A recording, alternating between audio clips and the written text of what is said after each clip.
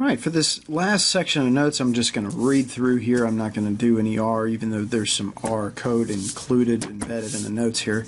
So, first of all, recall that the sums of squares, SSTO, SSR, and SSE, from these expressions are these guys. Okay, this is the total sum of squares.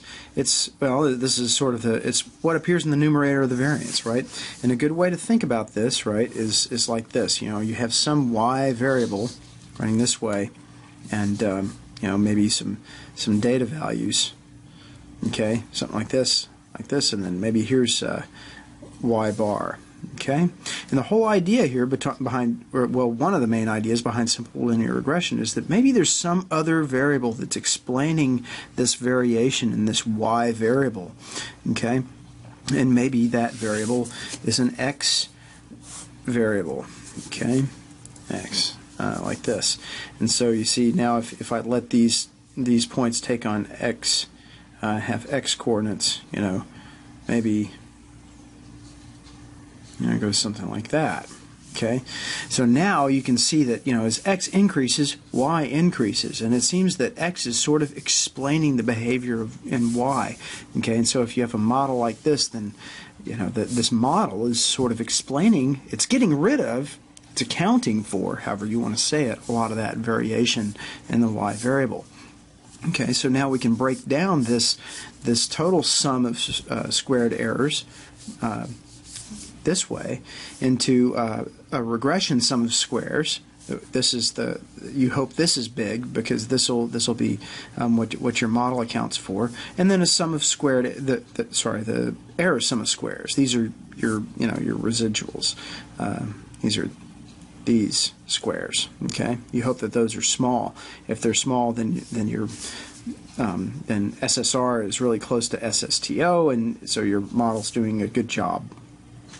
All right, so here's a proposition. I'm not going to prove this because the proof is in your book. Find it probably 1,000 places on the web as well. Turns out that the total sum of squares partitions nicely as the regression sum of squares plus the error sum of squares. Now, the degrees of freedom associated with each one of these sums of squares are these guys. Okay, so for example, you have n-1 degrees of freedom for the total sum of squares, because you lose 1 degree of freedom because each of those deviations, the yi minus the y bar, each one of these, these deviations and this direction is subject to one constraint, that is that they must sum to 0. Okay, if you sum all those deviations, the sum is 0. Or equivalently, the 1 degree of freedom is lost because the sample mean y bar is used to estimate the population mean. Hey, I just read that right out of your book. Yeah, so that's the general rule about degrees of freedom, is that you lose 1 degree of freedom for every parameter that's being estimated. In this case, you're estimating the population mean for the y values with y bar. Okay, so the total degrees of freedom will be n. You got n things here minus 1. Similarly, for SSE, you've got actually 2 parameters being estimated hiding in here in this y hat, namely, well, B naught, which is our estimate for beta naught, and B1, which is our estimate for beta 1. Okay, so the degrees of freedom for SSE will be n minus 2. This SSR degrees of freedom, this is a little trickier. Okay, so it turns out that there are n deviations here between, that you're summing up, square deviations between the yi hat and the y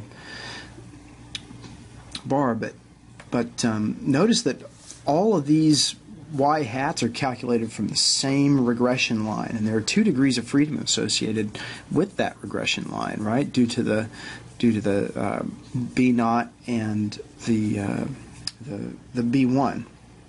Okay, so one of those 2 degrees of freedom is you're going to lose because these deviations are subject to the constraint that they have to to sum to 0, not the square deviations, but those deviations. Okay, and again, this is all in your book, page 66. But that's that. Also, the sum of just as these sum, the SSR plus SSE is SSTO. Turns out if I sum up the degrees of freedom for SSE and SSR, I get the total degrees of freedom for SSTO. Okay. Now, if we divide a sum of squared errors by its degrees of freedom, we get a mean square. Okay, it is a mean. Okay, it's sort of a mean. It's a sum, right, almost divided by the number of terms in the sum. Okay, this is a typo, of course. It should be n minus 2. Hopefully, by the time you get your notes, that this will be corrected. Okay, you take the sum of squared errors, divide by its degrees of freedom. That gives you the mean squared error. The regression mean square, or well, we'll call it the regression mean square. You take the regression sum of squares and divide by its degrees of freedom, which is 1. And the total mean square will just be SSTO over n minus 1. Okay, so here's a little remark that just so you know that just because this equals this plus this, if I divide by if I divide over here by its degrees of freedom and divide this term by its degrees of freedom and divide this term by its degrees of freedom, the equality doesn't necessarily hold, right? And I mean that I would have to divide each number by the same number, and the degrees of freedom for these terms are not the same. Okay. So here's an example. You can put this out there in R. If I do ANOVA of if I use this function ANOVA on the what I've got here, by the way, is out is that linear model of that we've run, then it prints out an analysis variance table. Here you can see that my degrees of freedom for this is for my model. This is my the degrees of freedom for SSR. These are the degrees of freedom for SSE. Okay, because n equals 10 in this case, right? We had 10 observations. 10 minus 2 is 8. These are my sums of squares. This is SSR. This is SSR, and this is SSE. Okay, so if I want the total sum of squares, I just add these two together. Okay, and then if I add those two together, I get my total sum of squares, and then if I divide by n minus 1, that gets me the total variance in the y values, right? Like if I were just looking at the total sample variance in this direction without thinking about some other variable. Now, if I divide each of these by its degrees of freedom, then I'll get their mean square, right? This number divided by its degrees of freedom is this. 1961.2 divided by its degrees of freedom 8 will be 245.2. Okay. Now, here is something called an F value. Okay, this is a test statistic. And this will be, what this is it's actually this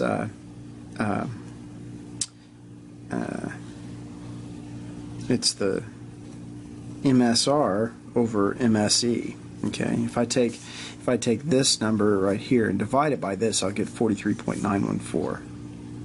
Okay, and this is the chance that an F variable with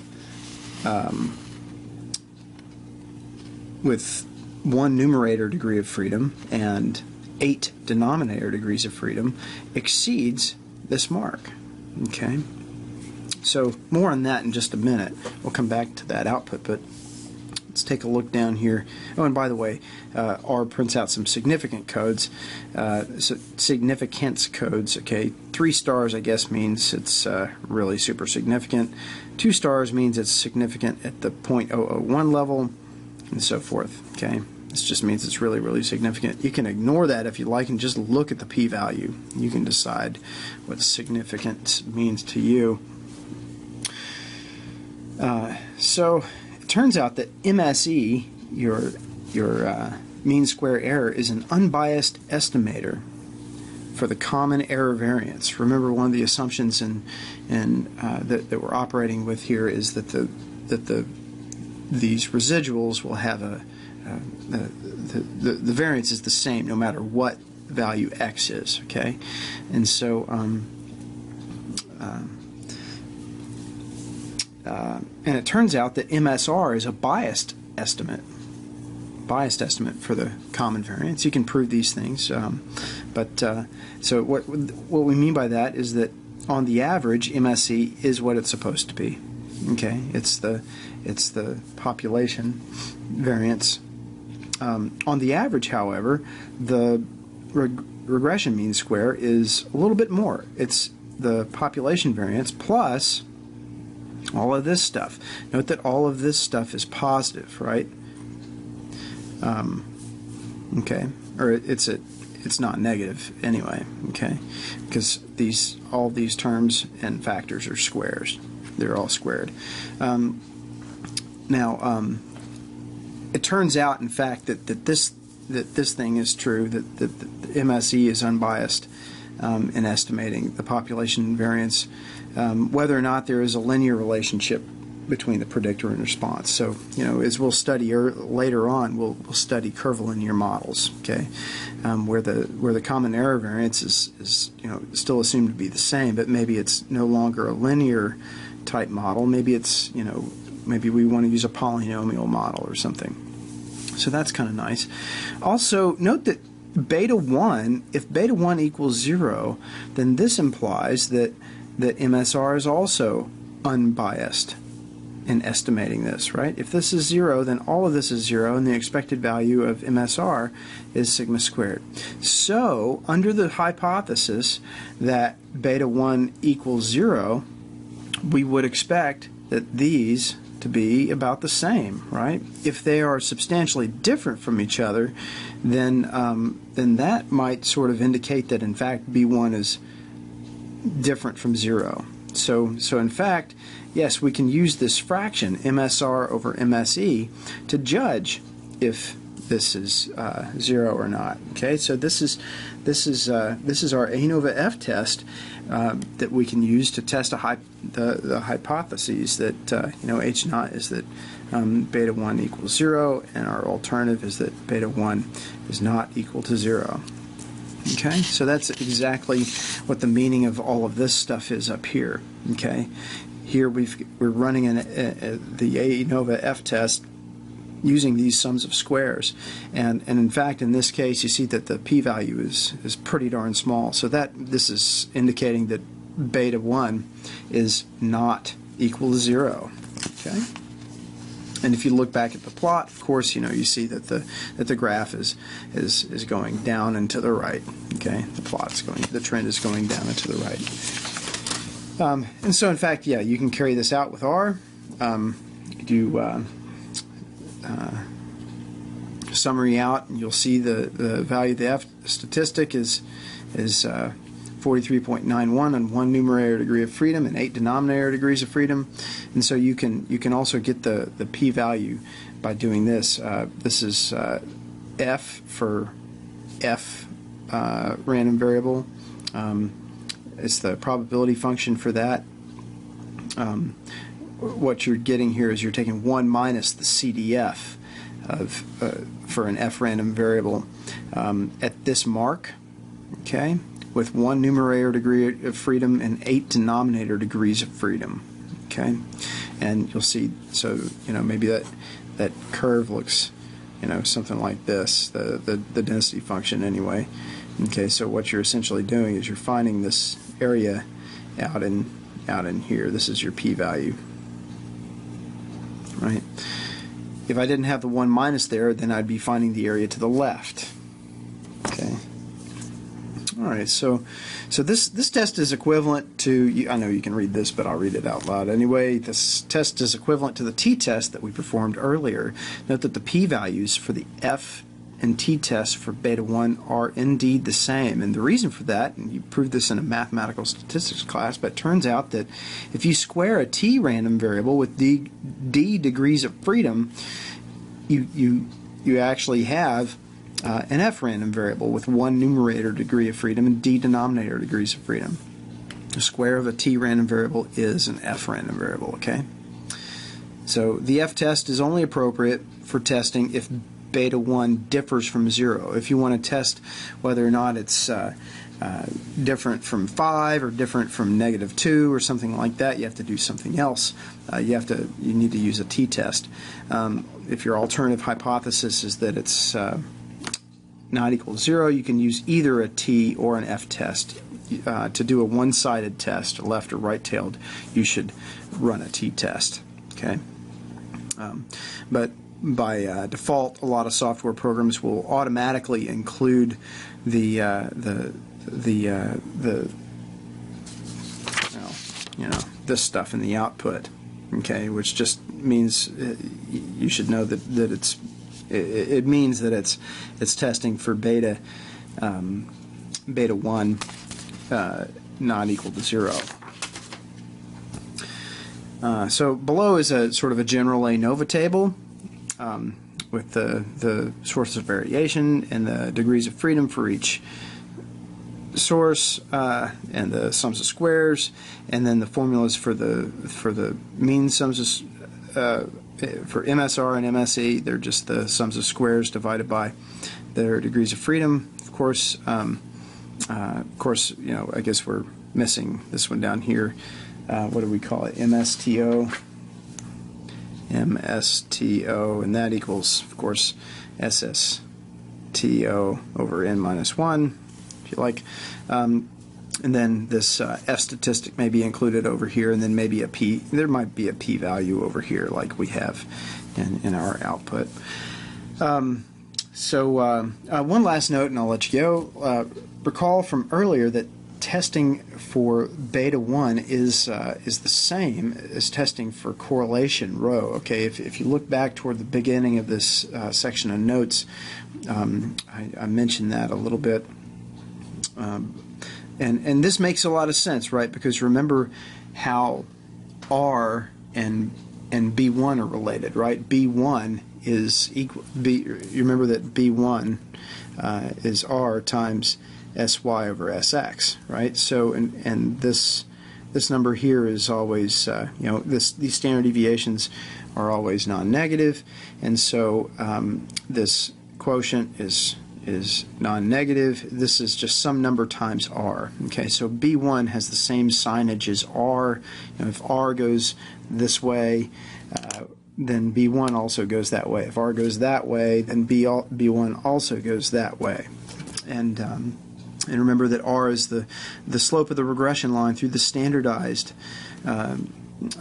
variable values. That is, if I look at